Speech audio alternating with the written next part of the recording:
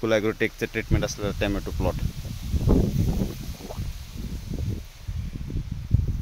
अशा पद्धतीने त्याच्यावर मालाची सेटिंग आहे. मालाची साईज पाहू शकता आपण कशा पद्धतीने आहे. एकदम बुडक्यापासून माल लागला आहे. झाडाची हाईट पण आपण बघू शकतो या ठिकाणी 5.5-6 फूट पर्यंत झाली आहे.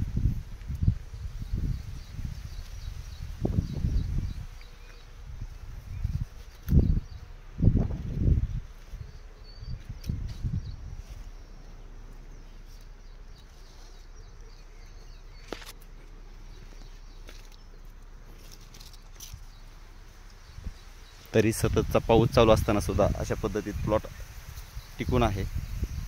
मालाची साईज आपण या ठिकाणी पाहू शकताय. अशा पद्धतीने माल लागला आहे प्लॉटवरती.